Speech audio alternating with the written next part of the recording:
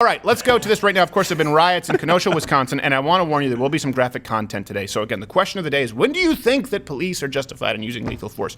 Does the perpetrator have to be aiming a gun at the face? Which I guess doesn't matter because it happened in Georgia, and people are like, well, he aimed it, but it was dark, though, so he probably wouldn't have hit him in the face. Probably not, yeah. It's like, oh, okay, I guess let's just send out cops. Let's just put cops against the wall in front of a firing line like Che Guevara. How about we just do that at this point? If you don't want them to defend themselves at all, even when a taser, is aimed at the face. But in this case, we have two situations that occurred over the weekend. I thought for sure when I sent the one over the weekend of the guy with the knife, I thought this isn't going to go anywhere. Yeah. Sure. Sure enough, protests. It surprises me now. The standard bearer for protests is very, very low. Yeah. We literally have over everything. Child abusers, sex offenders who've been arrested for assaulting officers before, assaulting officers now, aiming tasers at faces, and they still protest as an unjustified shooting. So, I'm out of touch. That's my white privilege talking, but let's get to the first one here in Kenosha, Wisconsin. Some of these clips will be graphic. This is the reason you've heard the story, unarmed black men shot by police, that they are protesting. He's walking around from the passenger side. They've asked him to get on the ground. Yep. And they're aiming a gun at him, and he's reaching, and they shoot him when he reaches in his car. Probable cause. Wow. I mean, I don't know why you seem surprised. I'd be like, yeah. You know, when exactly police officers have you on the other side of a car, their weapons are drawn, and they're ordering you to do something, that's usually a cue that you have posed a threat. Well, not you only should that, probably not do anything else. What I would like to is bring up that still, if we have it. Bring up the still here. This wasn't a guy who was just walking away from officers. Look at that tension. That guy is basically horizontal, like the kid in What About Bob when Richard Dreyfuss is teaching him how to dive. Yeah. Right? Exactly. That's what he's doing. Yeah. That's a guy who's actively. That's not a guy who is just passionate. Like, I was just getting my registration. Officer, I was trying to put it in neutral because that could be a safety hazard for your sorry white ass. And clearly there's context because all of the officers already had their guns out before the guy was walking around the car, back into his car. So there's definitely more going on. Back into his car. We have a statement from the governor that Jacob Blake was shot in the back multiple times in broad daylight. Why does that matter? Come on.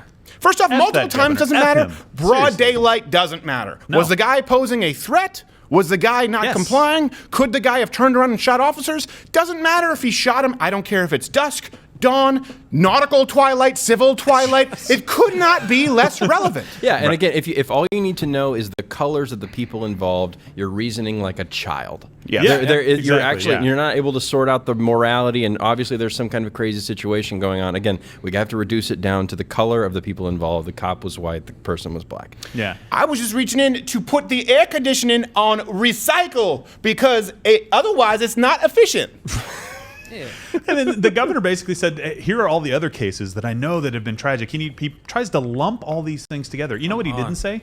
He didn't say one word in support of police officers who felt that their life was in danger and a man was trying to get into his car to grab something. Yeah. He didn't say one word to say, let's wait for the facts. Let's make sure we get everything lined up first. These cops are trying to do their job. Well, the good thing is we actually do have some facts. Let's bring up these facts here from the county. The man, Blake, actually in question, who's #1 trend on Twitter right now. What you won't see is he had a warrant out for his arrest. He was a sex offender and had already assaulted officers and resisted arrest after pulling a gun in a bar in 2015. Model citizen. My guess is that probably came up if they ran his plates or they had him pulled aside, because that right away would show up when you run someone's registration, right? When you run their plates, you would see, oh, this is a serial time offender. Oh, wait a second. He's a sex offender. He's assaulted police officers when the officers were already responding because he brandished a gun, and now he's reaching into the car. But they didn't shoot him for the priors. They shot him because he was reaching into the car. Well, they shot him because he was reaching into the car, but you do have to take into account someone's criminal violent history with firearms at that point. Yeah, if they knew that, absolutely true, right? But just like you said, Wade, he's doing something worthy of getting shot. The officers, and by the way, when your friends are telling you the same thing the officers are, like stop, no, like that you could hear in the background of the video, take a hint. I think maybe everybody's for you stopping walking right now. I think if you listen closely, you can hear someone go, here we go again. Right. Keep walking. You can do it. He's pulling that shit again. Right. Really, like honestly, this is not a new thing for this guy. Now, is it sad? Of course it's sad when someone loses their life, especially in front of their children. It's more sad for those children that man made horrible decisions, including putting the officers in a situation where they believe their life was in jeopardy. But you know what? This story is not nearly as sad. as a story that would read, officers don't go home to their children. Right. Yeah. I'm sorry. It's not as sad. I know that people will say, oh, it's not that one life matters more than the other. It's that you have made decisions and taken actions that lead you closer to forfeiting your right to live. The closer you get to the line of forcing somebody else to protect their life, whether you mean to take it from them or not, you are no longer in the right. Yeah. There is a scale there, and you have to go, all right, hold on a second. Sex offender, okay, you have a history of violence, okay, you're not complying, okay, you're reaching into a car, okay, they can't even, what are they supposed to do at this point? They're supposed to wait until you turn around and shoot one of the officers dead and then pull their guns, maybe to defend their life? I tell you what, I don't think so. I know what the protesters in Kenosha are supposed to do. Also, I don't know if it made it all the way up to Sheboygan. Very big in Sheboygan, the rioting. Oh, wow. Sheboygan, the rioting, the looting, very big. All over the place. Yeah. Polka twist up, along with the polka twist in Yamaguchi. The polka riot? Polka. And rioting and burning. This is what they did, of course. They knocked an officer unconscious with a brick. Could have killed him easily. What happened? Oh, he just got bricked. He just got bricked. Yeah, he got bricked. They're clapping. They're clapping. Yeah. The church, the fire's kissing it, and in Minneapolis when we were there. Now, are we supposed to say, oh, well, why did you shoot him? He only had a brick. Right, exactly. That's not a deadly weapon. That's not a deadly weapon. A brick, a knife, a blackjack, and a taser? I mean, what point do they have to have a gun for an officer to use his gun? And we'll get to that in a second, because the next guy who we're about to talk about actually did have a knife. And that guy said brick like it was a verb that he was used to. Like, yo, you just got brick. Like it's like, brick. It's the usual thing. Like it's an MTV show. It's become a thing, yeah. Right next to Bully Beatdown. Only in 2020 right now. Getting bricked. Oh, yeah. Oh my gosh! Well, one thing about this guy, he is in serious condition. He didn't die from the shooting. Going back to, I'd read that he had died. Okay, so the last report that I heard, unless something came out very early this morning, he was in serious condition in the hospital, was not dead, but that could have changed. Yeah, I mean, they what do you know? You're too busy fathering. I was reading as well. Okay. But they got the ambulance out there pretty quick, and they marked it off, put him in the ambulance, took him to the hospital. So they care flighted him, actually. Because he reached into a car and actively looked like he was reaching for something. Like, don't do stupid stuff. And I don't know, what was he reaching for?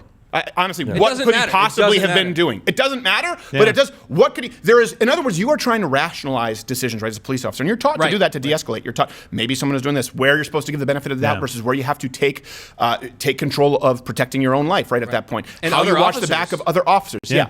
I cannot think of a scenario where a guy is resisting. You're pulling at his tank top and reaching. That's not a guy who's reaching in for his insurance. That's not a guy who's reaching in for a temporary license. That's not a guy who's reaching in to take it out of neutral. That is a guy with a purpose who is lunging into a car, and even maybe like George Floyd, he was on drugs and out of his mind that could lead to a cardiac arrest. We have absolutely no idea. But if you are an officer, at that point, can anyone think of a scenario where you go, oh, this is totally normal behavior. I'm not in danger at all. I can't. No, absolutely. And if you can't use force here in any way, like you just can't use force at all. We've talked about this a number of times, but every time that you do something like this, like you ruin an officer's life who didn't do anything wrong, the governor doesn't come out and support you, what does that do again to the morale of officers?